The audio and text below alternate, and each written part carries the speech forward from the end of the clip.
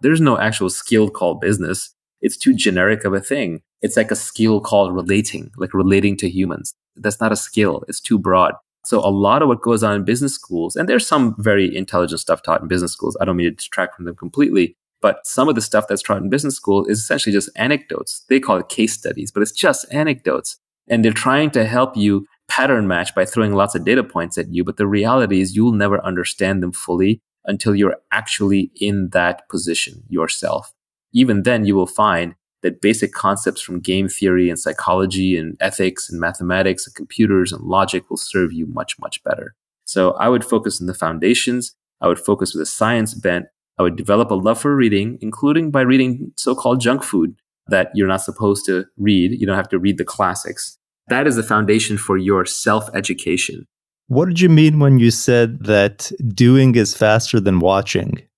When it comes to your learning curve, if you want to optimize your learning curve, one of the reasons why I don't love podcasts, even though I'm a generator of podcasts, is that I like to consume my information very quickly. And now I'm a good reader, a fast reader, and I can read very fast, but I can only listen at a certain speed.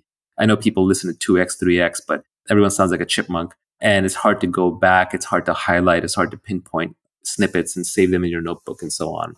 Similarly, a lot of people think they can become really skilled at something by watching others do it, or even by reading about others doing it. And going back to business school case studies, that's a classic example. They study other people's businesses, but in reality, you're going to learn a lot more about running a business by operating your own lemonade stand or equivalent, or even opening a little retail store down the street. That is how you're going to learn on the job, because a lot of the subtleties don't express themselves until you're actually running the business.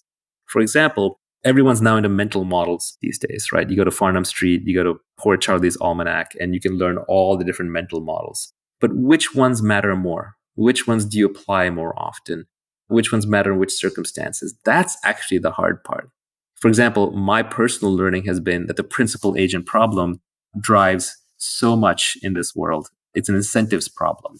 I've learned that tit for tat, iterated prisoner's dilemma, is the piece of game theory that is worth knowing the most. You can literally almost put down the game theory book after that. By the way, the best way to learn game theory is to play lots of games. I never even read game theory books. I consider myself extremely good at game theory. I've never opened up a game theory book and found a result in there where I was like, oh yeah, that's common sense to me. Because the reason is I just grew up playing all kinds of games and I ran into all kinds of corner cases with all kinds of friends. And so it's just second nature to me. So you can always learn better by doing on the job. But the doing is a subtle thing. That word doing encapsulates a lot. So for example, let's say I want to learn how to run a business. Well, if I start a business where I go in every day and I'm doing the same thing, let's say I'm running the retail store down the street where I'm stocking the shelves with food and liquor every single day, I'm not going to learn that much because I'm repeating things a lot. So I'm putting in thousands of hours, but there are thousands of hours doing the same thing. Whereas if I was putting in thousands of iterations, that would be different. So the learning curve is across iterations. So if I was trying new marketing experiments in the store all the time, I was constantly changing out the inventory. I was constantly changing out the branding and the messaging. I was constantly changing the sign. I was constantly changing the online channels that I was using to drive foot traffic in. I was experimenting with being open at different hours. If I even had the ability to walk around and talk to other store owners and get in their books and figure out how they're running their business, it's the number of iterations that drives a learning curve. So the more iterations you can have, the more shots on goal you can have, the faster you're going to learn. It's not just about the hours put in.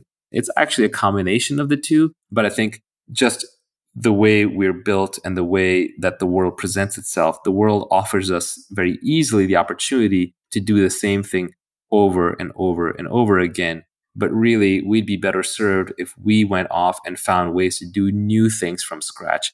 And doing something new the first time is painful because you're wandering into uncertain territory and high odds are that you will fail. So you just have to get very, very comfortable with frequent small failures.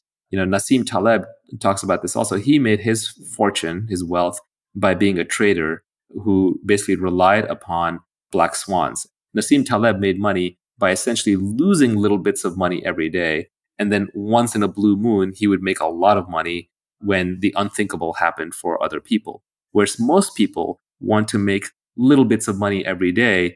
And in exchange, they'll tolerate lots of blow-up risk. They'll tolerate going completely bankrupt. We're not evolved to bleed a little bit every day. If you're out in the natural environment and you get a cut and you're literally bleeding a little bit every day, you will eventually die. You have to stop that cut. We're evolved for small victories all the time, but that becomes very expensive. That's where the crowd is. That's where the herd is. So if you're willing to bleed a little bit every day, but in exchange you'll win big later, you'll do better. That is, by the way, entrepreneurship. Entrepreneurs bleed every day. They're not making money. They're losing money. They're constantly stressed out. All the responsibility is upon them. But when they win big.